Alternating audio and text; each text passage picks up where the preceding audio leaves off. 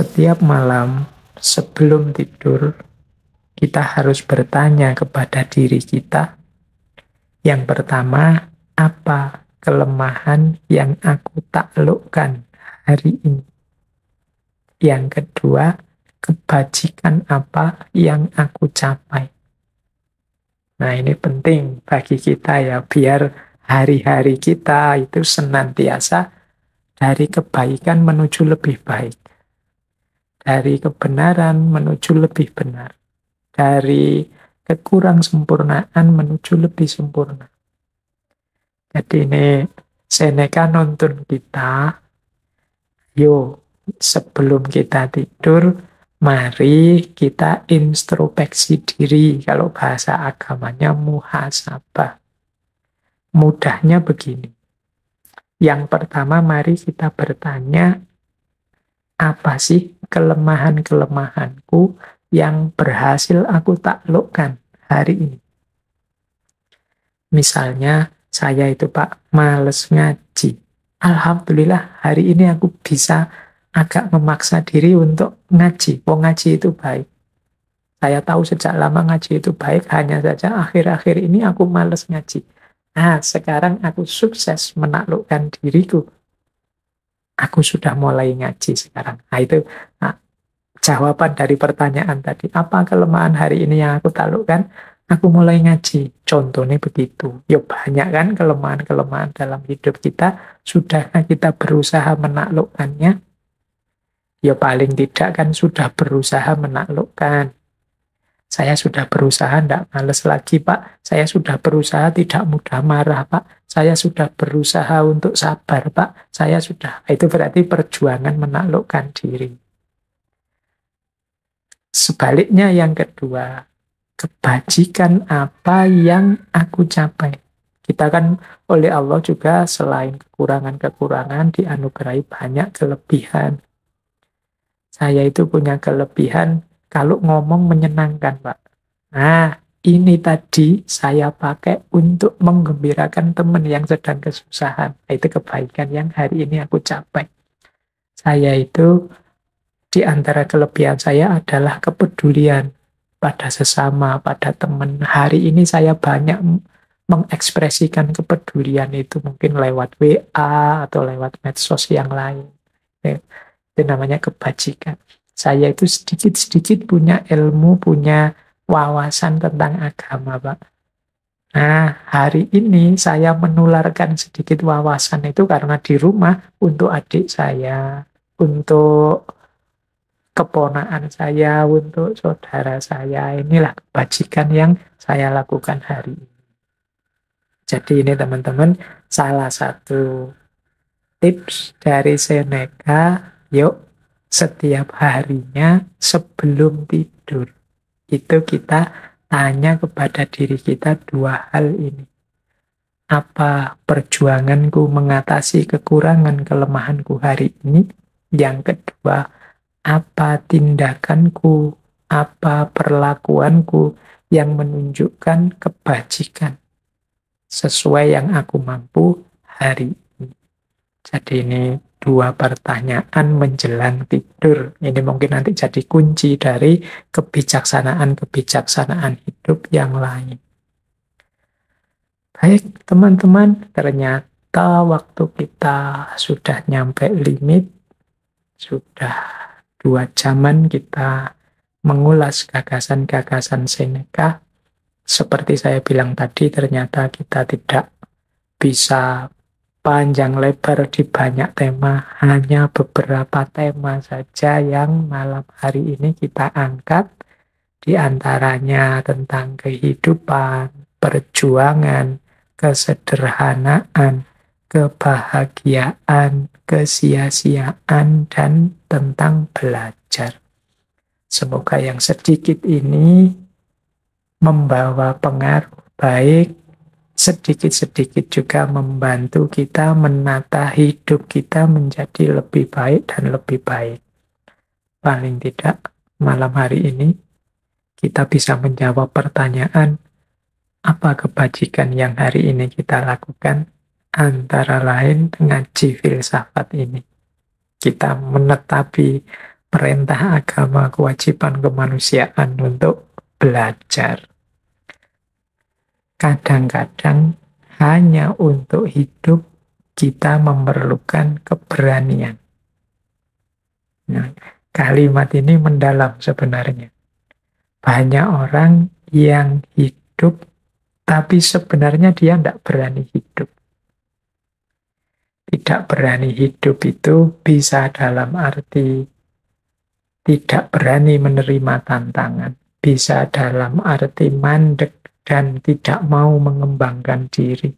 Bisa dalam arti melarikan diri dari masalah-masalah konkret yang dia hadapi. Bisa dalam arti tidak mampu memanfaatkan potensi-potensi yang dimiliki. Jadi ini bisa kita sebut orang yang tidak berani hidup. Jadi kita dianugerahi oleh Allah kehidupan, tapi perilaku kita seperti orang yang tidak berani hidup.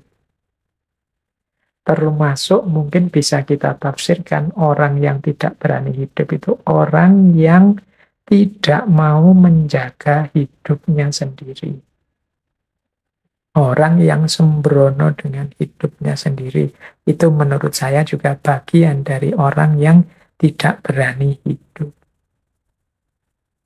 Jadi kan ada orang itu yang sudahlah, saya tidak perlu diatur-atur, saya nekat saja, nanti kalau mati kan ya sudah. Nah ini orang ini berani mati sebenarnya.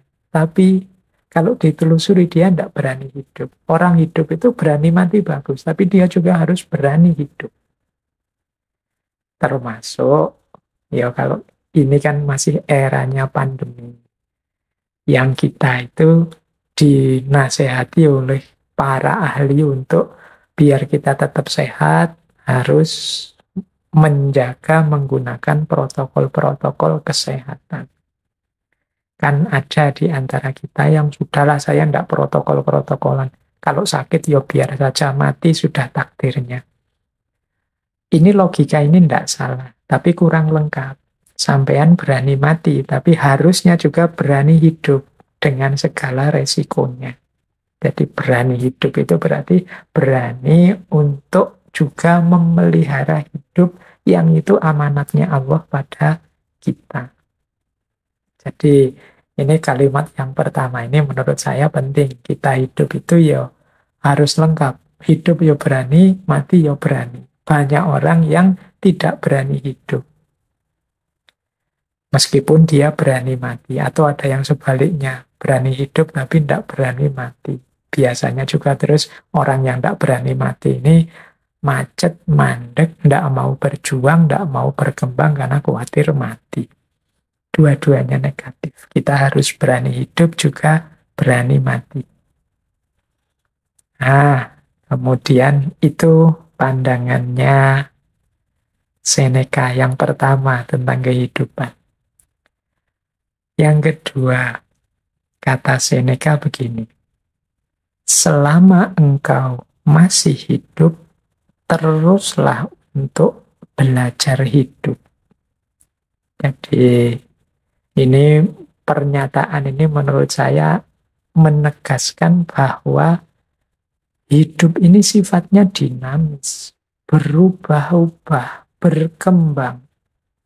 Oleh karena itu kita juga harus punya sifat mental yang dinamis, mau berubah, mau berkembang. Caranya ya kita harus belajar terus tentang hidup kita ini. Logika yang kemarin benar, sekarang mungkin tidak cocok lagi, tidak pas lagi dipergunakan. Maka ayo terus belajar. Dulu kalau kita aktif silaturahim ke rumahnya teman-teman kita, saudara-saudara kita, itu terpuji. Tapi hari ini di era pandemi ini justru kalau kita nekat mengunjungi saudara teman kita, sangat mungkin kita akan menyusahkan dia. Karena sekarang eranya kita diminta untuk jaga jarak dulu. Oh ini kalau kita tidak belajar terus, ilmu kita mandek. Logika sebelum pandemi mungkin tidak bisa diterapkan sekarang saat pandemi. Cara berpikir dulu dan sekarang beda. Itulah gunanya kita belajar terus. Sehingga kata Seneca, selama engkau masih hidup, teruslah belajar. Jadi ini pandangannya Seneca yang kedua. Berarti belajar itu wajib, penting. Ini agama kan juga sudah tegas menyatakan itu. Belajar terus, jangan berhenti. Maka kita istiqomahi antara lain ngaji filsafat ini. Jadi itu nasihatnya yang kedua. Jadi hiduplah dengan berani. Yang kedua, terus belajar, jangan berhenti. Karena kehidupan ini sifatnya dinamis, berubah. Kalian harus pinter mengadaptasi situasi-situasi yang kalian hadapi. Yo termasuk ngaji, materi-materi ngaji ini kan kalian harusnya cerdas menghadapi.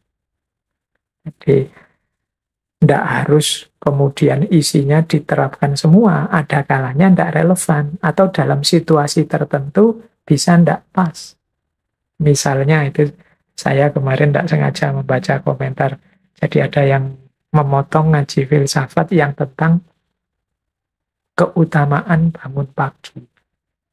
Nah, ya terus ada yang ngeritik, Pak, gimana saya bisa bangun pagi? Wong saya kerjanya malam hari. Saya tidak tahu, mungkin jadi satpam apa jadi apa yang shiftnya malam. Jadi justru pagi itu mulai kerja.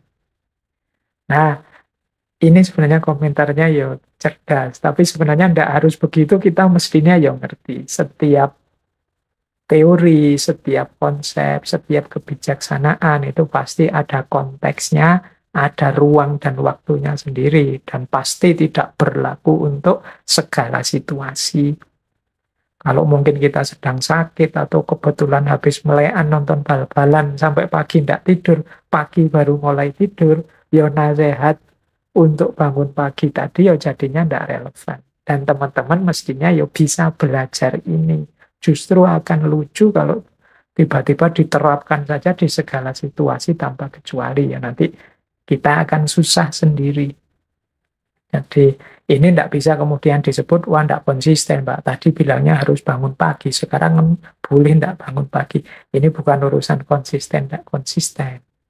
Jadi pandangan bangun pagi utama dan mulia itu umumnya dalam kondisi normal. Dalam kondisi-kondisi khusus tertentu, ya tidak harus berlaku begitu kalau memang tidak bisa diterapkan. Ini loh yang disebut kebijaksanaan. Ngerti situasi, ruang, dan waktunya. Jadi selama engkau masih hidup, teruslah belajar. Jadi itu nasihatnya Seneca yang kedua. Yang ketiga, yang tentang kehidupan. Beliau bilang begini, hidup itu panjang kalau engkau tahu cara menggunakannya. Nah, kita ini kan sering mengeluh umur kita pendek. Waktu kita terbatas. Kata Seneca justru sebaliknya, kalian itu masih diberi kesempatan oleh Allah, oleh Tuhan untuk hidup hari ini, itu sebenarnya manfaatkanlah sebaik-baiknya. Sampai di titik kalian puas dengan hidup yang kalian jalan. Kalau kalian bisa cara memanfaatkan detik per detik usiamu itu, insya Allah hidupmu itu sebenarnya rasanya akan panjang. Jadi hidup itu panjang kalau kita tahu cara menggunakannya. Tapi kalau kita tidak tahu cara memanfaatkan hidup ini semaksimal mungkin, detik per detik, jam per jam, hari per hari, minggu per minggu, bulan per bulan, ya hidup ini rasanya pendek. Biasanya terus kita kaget-kaget. Waduh, sudah tanggal 1 lagi ini.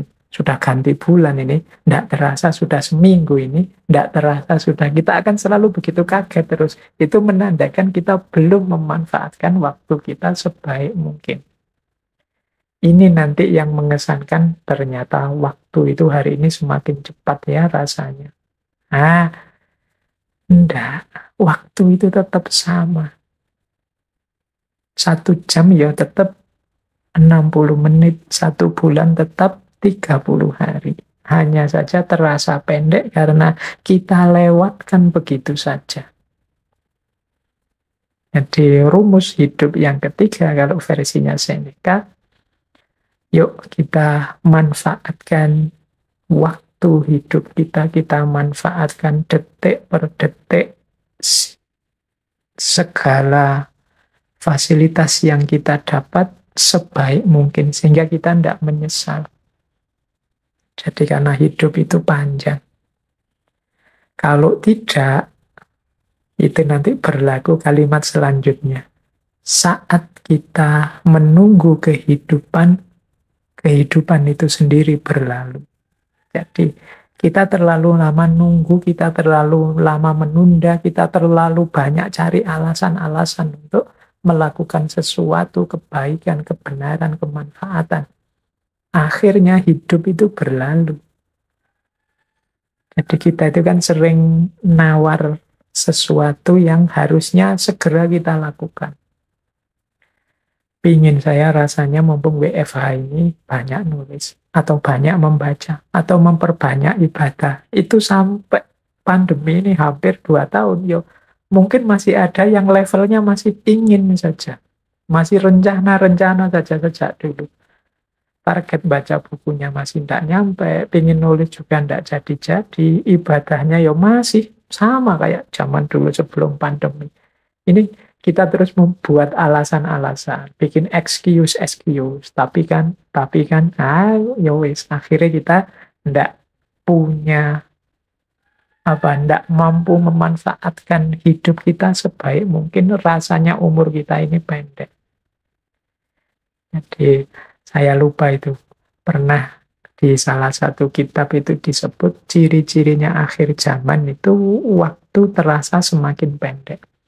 Waktu terasa semakin pendek itu bisa nama lain dari kita yang semakin tidak mampu menggunakan waktu secara bermanfaat.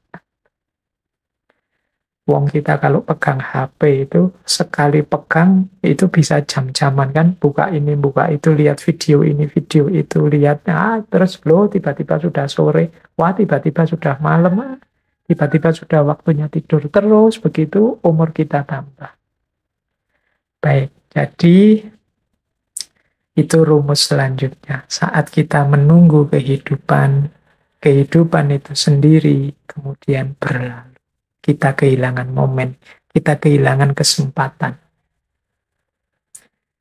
Yang terakhir, ini pesannya Seneca tentang kehidupan sebagaimana dongeng, demikian pula kehidupan. Yang penting bukan panjangnya, namun baiknya. Jadi ini pesan untuk kita, hidup ini jangan hanya fokus pada panjang pendeknya, tapi juga kualitas isinya.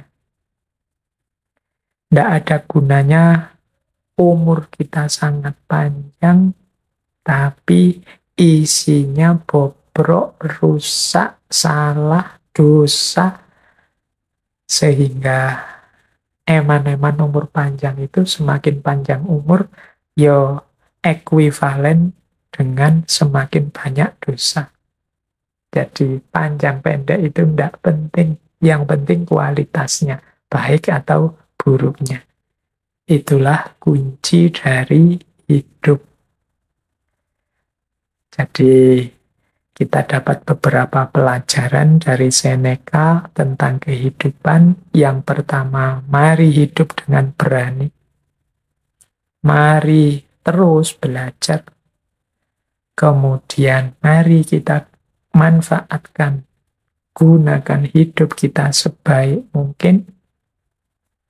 Semoga kehidupan kita adalah hidup yang berkualitas, yang nantinya tidak kita sesali, kita puas dengan hidup kita lega dengan hidup kita karena sudah kita perjuangkan semaksimal mungkin sesuai yang kita tahu dan kita mampu. Baik. Selanjutnya adalah tentang kesederhanaan. Ini Banyak orang bertanya, seperti apa sih yang dimaksud hidup sederhana itu? Kita sering mengasosiasikan sederhana itu sesuatu yang sedikit atau sesuatu yang tidak banyak. Sehingga kata-kata sederhana itu rasanya kok ya dekat dengan kemiskinan atau kekurangan. Itu konotasi kita selama ini. Padahal tidak begitu. Jadi kalau Seneca mendefinisikan kesederhanaan itu lebih, kalau pakai bahasa agama itu sifat qanaah. Jadi qanaah itu maksudnya menerima apa adanya, mensyukuri apa yang sekarang kita miliki.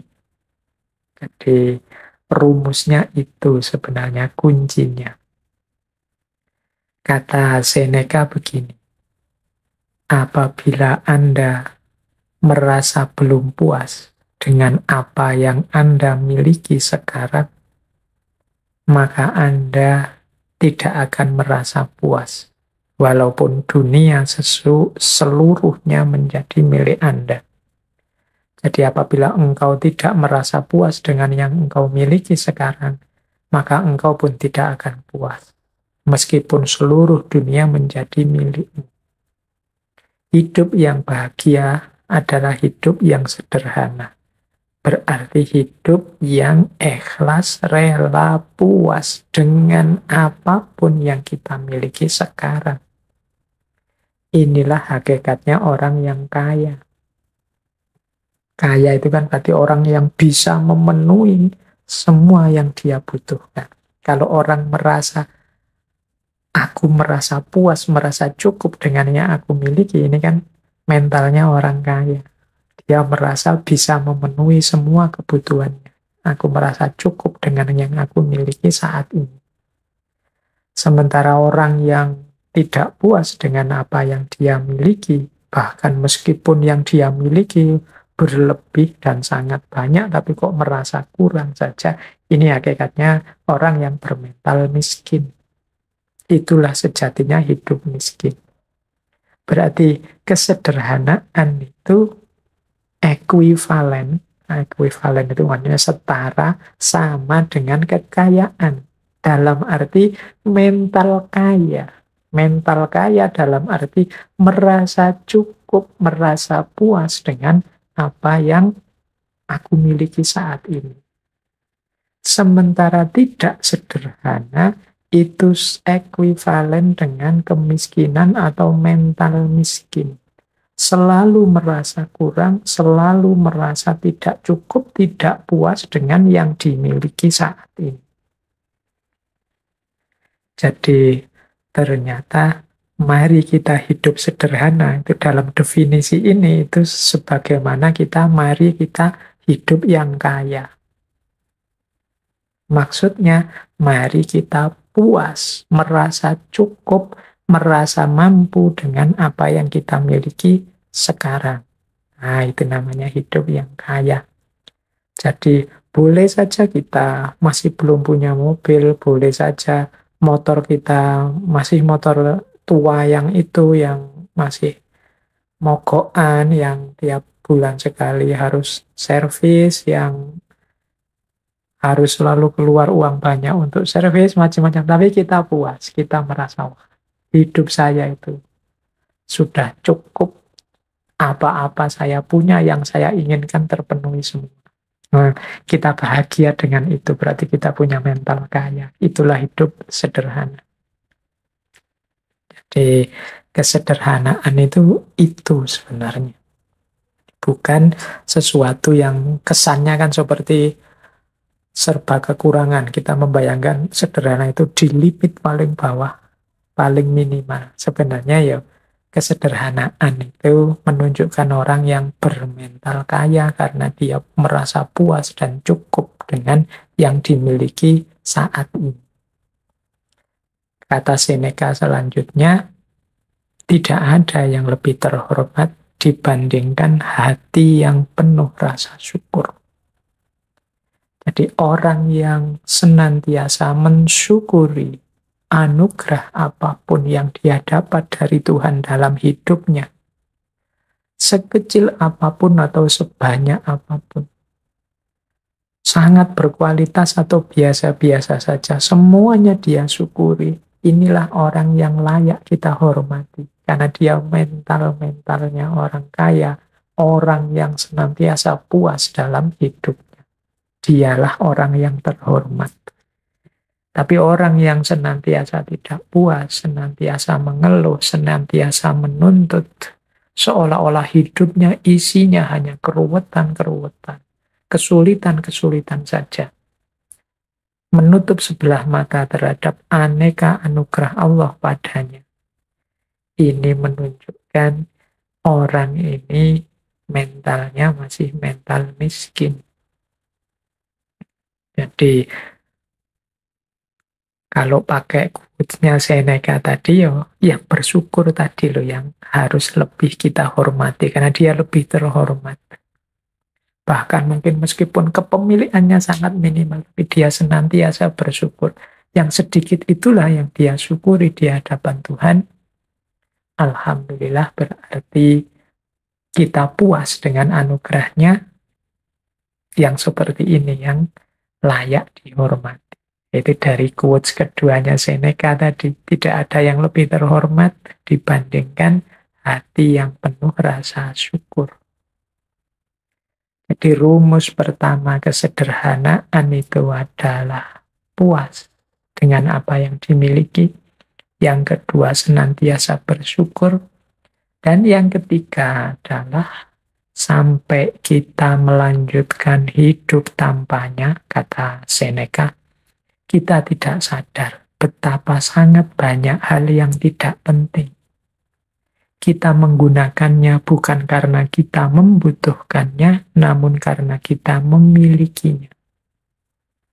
Nah, yang ketiga ini pelajaran bagi kita untuk cermat, untuk jeli, melihat bahwa sebenarnya ada sangat banyak hal yang kita miliki itu sebenarnya tidak penting. Jadi harusnya kita berbagi dengan yang lain.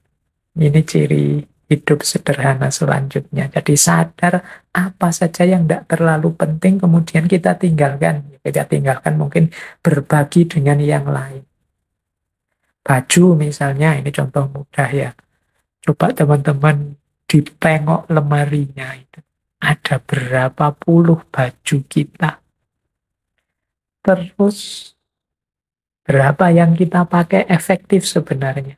Itu mungkin sebagian besar bisa jadi mungkin 75% baju yang kita punya itu sebenarnya jarang dipakai juga. Mungkin saatnya kita berbagi. Kita hanya dengan 25% yang kita miliki itu sebenarnya kita sudah bisa hidup nyaman. Baju contohnya. Ada yang koleksi sepatu, macam-macam banyak hal dalam hidup kita sebenarnya. Tanpa itu pun kita masih bisa melanjutkan hidup loh. Tapi karena sudah terlanjur punya, rasanya terus kita butuh. Kalau bahasanya Seneca, kita menggunakannya bukan karena kita membutuhkannya, tapi karena kita memilikinya. Karena sudah punya, dipakai. Karena bajunya sak lemari penuh, bisa gonta-ganti terus-terusan. Bahkan masih beli lagi. Jadi, banyak barang kita yang seperti itu. Mungkin ada yang punya sepeda saja berapa, mungkin ada yang punya motor 3, mungkin ada yang punya HP 2 apa 3, mungkin ada yang wong 1 saja cukup, motor juga 1 juga cukup. Tapi rasa serakah, rasa ingin punya lebih, ini yang disebut tidak sederhana. Membuat kita terus mengoleksi hal-hal yang harusnya tidak terlalu penting untuk hidup kita. Kalau sudah terlanjur, berarti saatnya untuk berbagi. Berbagi itu mestinya ndak harus nunggu rusak dulu apa jelek dulu. Kalau bahasanya Al-Quran, Kebaikan itu justru ketika kita berbagi hal-hal yang masih kita sukai, masih kita cintai. Berarti baju yang paling baik, yang paling kita senangi, kalau kita berbagi ke orang lain, itu sebenarnya itu pahalanya paling besar. Itulah kebaikan. Jadi yang ketiga ternyata rumusnya, mari kita jeli, hati-hati, tidak membeli, tidak mengoleksi, tidak mengumpulkan hal-hal yang tidak penting dalam hidup kita. Jadi kalau memang harus beli, ya kita beli yang memang kita butuh dan penting. Yang sudah punya, ndak usah dikoleksi terus-terusan. Karena manusia itu kan karakternya memang kalau bahasanya Al-Quran, alhaakumut takasur. Berlomba-lomba, berbanyak-banyakan. Senengnya koleksi. Kemarin ada banyak kasus orang mengoleksi tabung oksigen. Kadang-kadang ada loh orang-orang yang sebenarnya dia tidak sakit, tidak butuh oksigen. Cuma khawatir lah kalau nanti saya sakit gimana. Akhirnya dibela-belain beli tabung oksigen. Padahal semuanya sehat. Akhirnya yang sakit tidak kebagian oksigen. Nah, ini mental-mental tidak utama. Jadi hidup yang tidak sederhana. Yo nanti kalau memang butuh, ayo kita berusaha mencari, membeli. Kalau belum butuh, yo sisakan untuk yang sedang membutuhkan. Jadi kata Seneca, sampai kita melanjutkan hidup tanpanya, kita tidak sadar betapa sangat banyak hal tidak penting. Kita menggunakannya bukan karena kita membutuhkannya, namun karena kita terlanjur memilikinya. Nah, ini berarti saatnya bersih-bersih. Segala kemubaliran yang tidak perlu, yuk kita biasakan berbagi, apalagi zaman-zaman seperti ini. Rumus ketiga itu. Rumus keempat, untuk hidup yang sederhana, kata Seneca begini. Ini melengkapi yang ketiga sebenarnya. Apapun yang melewati batasnya, selalu dalam keadaan tidak stabil. Nah, yang ketiga ini rumus jangan berlebihan. Apapun itu ada batasnya. Apapun itu. Jadi, bahkan termasuk kebaikan. Kan sering saya bilang, baik itu utama. Tapi terlalu baik, kadang-kadang malah jadi tercela. Terlalu, pokoknya ada terlalunya. Itu kan berarti melewati batas. Membaca itu utama, tapi kalau hidup untuk membaca terus nggak peduli makan, nggak peduli temennya sakit, nggak peduli apa, ya jadinya nggak utama. Rajin itu bagus, terlalu rajin itu ya kadang-kadang malah diketawain orang. Kuliah jam 7, rajin sekali, setengah 7 sudah sampai di kelas nunggu dosennya.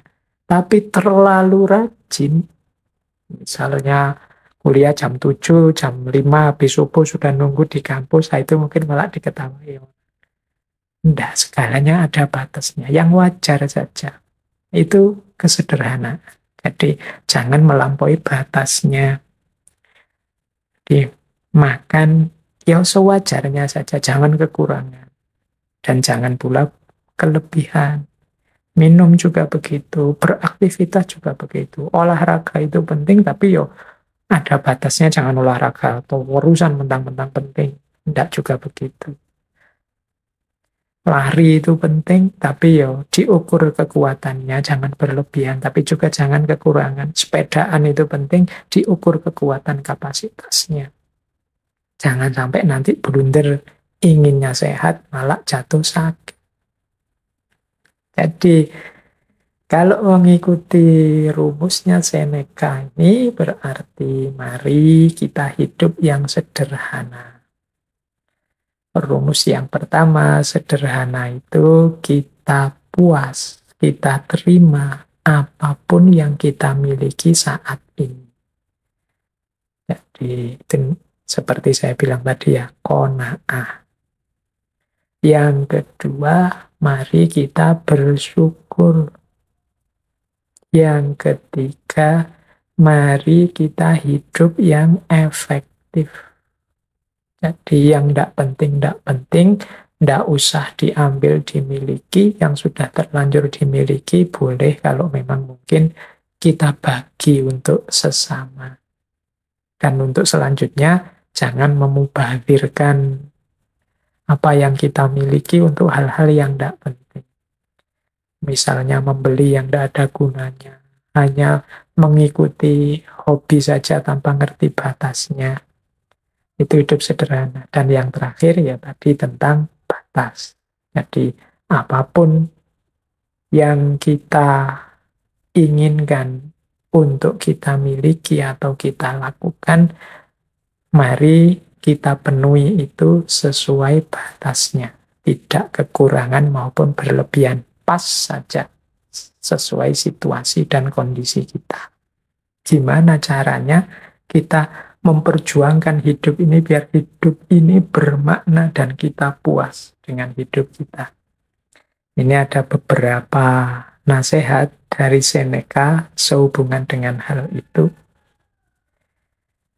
Yang pertama kata Seneca begini, kalau orang tidak tahu ke pelabuhan mana perahu dilayarkan, tidak akan ada angin yang menguntungkan. Ini kalimat pertama ini sebenarnya isinya adalah menantang kita untuk menemukan tujuan hidup, arah perjalanan hidup. Ini mau kemana? Jadi jangan hidup yang asal, tidak punya tujuan, tidak punya orientasi, tidak punya arah. Orang yang tidak pernah mikir hidupku ini mau kemana, tujuan akhirnya apa dan di mana, ya tidak akan bisa melakukan perjalanan yang bermanfaat. Jadi kalau kita tidak tahu pelabuhan mana yang kita tuju, kalau pakai quotes dari Seneca tadi, ya kita tidak akan bisa menyebut ini angin ini membantuku apa menghalangi. Ke arah mana aku harus menuju. Ya, wong kita tidak tahu pelabuhan mana yang kita tuju. Jadi perjuangan yang efektif itu yang pertama, ya kita harus jelas tujuannya. Ya kalau umat Islam ya biasanya kan secara general kita sebut semuanya ya kita menuju Allah, Pak, ilaihi roji'un. Ya alhamdulillah kalau kita sadar itu. Tapi kita ngerti benar enggak sih orientasi hidup, jalan hidup yang memang ilaihi roji'un, menuju Allah. Kalau kita ngerti, ya kita berarti tahu tujuan kita dan tahu caranya berjalan. Jadi yang pertama, hidup itu yang efektif dan manfaat, teman-teman harus jelas arah tujuannya kemana. Mungkin ada tujuan jangka pendek, jangka menengah, jangka panjang, dan tujuan final yang paling besar. Nah, itu lebih enak kita kemudian menempuh perjalanannya. Jadi kadang-kadang kita itu kan hidup, kan banyak di antara teman-teman itu sudah lah Pak, mengalir saja. Mengalir saja itu ya kalau pas alirannya membawamu ke tempat yang engkau inginkan. Kalau membawamu ke tempat yang mencelakakanmu gimana? Yang menyakitimu gimana? Kalau sudah jelas kalau kamu ke sana kamu akan sakit, apa ya kamu akan ikut saja alirannya kan? Dan jadi paling tidak patoklah target tujuanmu yang jelas. Baru berjuang. Jadi kalau mau berjuang mati-matian, saya akan berjuang mati-matian, memperjuangkan hidup saya, Pak. Hidup atau mati. Lah terus mau berjuang kemana? Targetnya apa? Indikatornya apa, teman-teman? Sudah sukses dalam perjuangan itu. Saya, Pak, yang penting nanti jadi pegawai negeri, punya istri cantik, punya rumah, punya mobil, punya anak yang lucu-lucu, deal berarti sukses saya. Hidup dunia, setelah itu saya mikir akhirat. Wah ini lebih jelas. Ya meskipun isinya tujuan itu bisa diperdebatkan, tapi orang yang punya target ini kan orang yang sudah bisa mulai berjuang demi semuanya. Tapi kalau yang ditanya, sampean pingin apa sih? mau kemana sih, tujuannya apa sih, kok terus ndak iso jawab, bingung mau jawab apa, ya sulit untuk melanjutkan perjalanan. Ini melangkah ke kiri apa ke kanan, wong ndak jelas tujuannya. Jadi yang pertama harus jelas arah, tujuan, dan orientasinya. Nah yang kedua, kata Seneca begini, sebutir mutiara tidak dapat dipoles tanpa gesekan. Demikian pula manusia tidak mungkin sempurna tanpa ujian-ujian.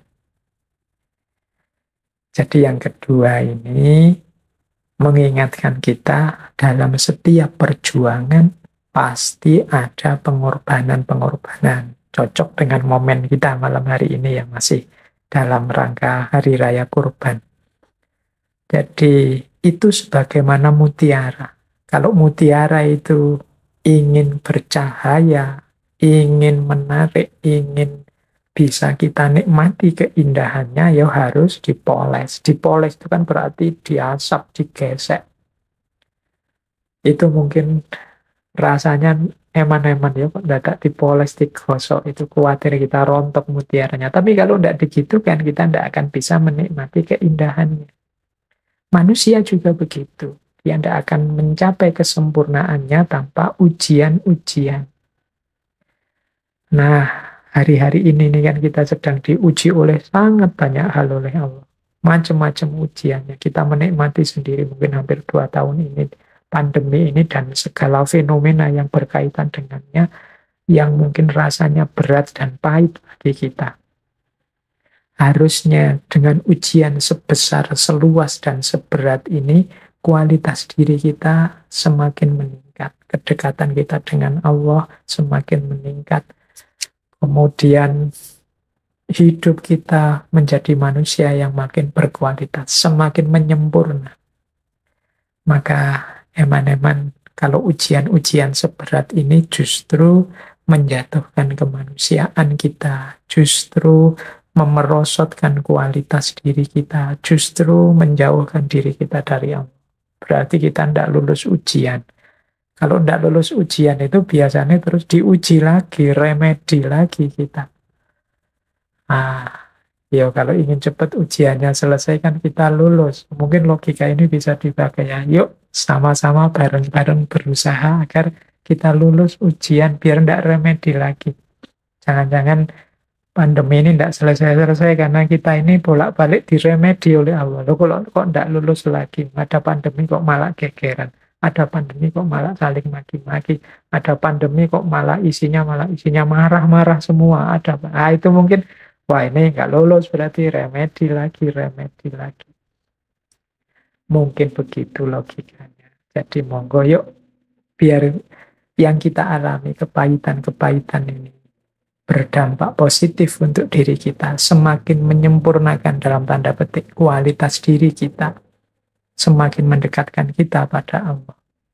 Jangan sampai ujian-ujian ini memerosotkan nilai-nilai kemanusiaan kita, sehingga kita terus dapat label lulus, dapat ijazah dari Allah, engkau lulus, kualitas dirimu meningkat, dan gantilah kepahitan itu dengan kenikmatan. La in syakartum la azidannakum. Yang kedua, jadi perjuangan memerlukan pengorbanan. Yang ketiga, kata Seneca begini sehubungan dengan perjuangan. Pertahankan semangat mudamu, engkau akan dapat menggunakannya lebih baik saat engkau lebih tua. Jadi ini penting ya kita ingat-ingat ya teman-teman anak-anak muda yang masih penuh semangatnya, masih meledak-ledak, masih menyala-nyala gairah hidupnya, pertahankan itu. Jangan diboroskan dalam arti kita kan biasanya teman-teman yang muda itu tidak terlalu concern mungkin menjaga kesehatan jasmani rohaninya karena merasa kuat saja, sehingga hidup secara sembrono saja. Pada akhirnya ketika usianya bertambah, pikirannya mateng, ilmunya sudah tinggi, energinya habis, semangatnya habis. Nah, karena masa mudanya sembrono, tidak bisa mempertahankan semangatnya. Jadi anak-anak muda engkau yang sedang sangat bersemangat, jagalah benar nyala semangatmu itu. Jadi jangan sampai padam. Mengapa? Nanti kalau engkau tua, semangatmu ini akan lebih manfaat. Mengapa? Saat nanti engkau lebih tua, ilmumu lebih luas, wawasanmu lebih dalam, kedewasaanmu tambah meningkat. Dengan semangat muda, hidupmu akan tambah berkualitas. Kalau yang masih muda gini kan mungkin masih nafsunya masih meledak-ledak, mengiringi semangat, wawasannya juga belum terlalu luas, jadi kadang-kadang salah-salah ngambil keputusan. Paling tidak jagalah agar semangat ini tidak mati. Nah, nanti kalau usia bertambah, kita masih punya elan vital, kita masih punya daya, kita masih punya semangat untuk menghidupkan kebenaran dan kebaikan yang kita capai. Ini pesan juga untuk teman-teman muda, yo, untuk menjaga semangat itu antara lain kita jaga kesehatan jasmani rohani kita. Jangan hidup sembarangan.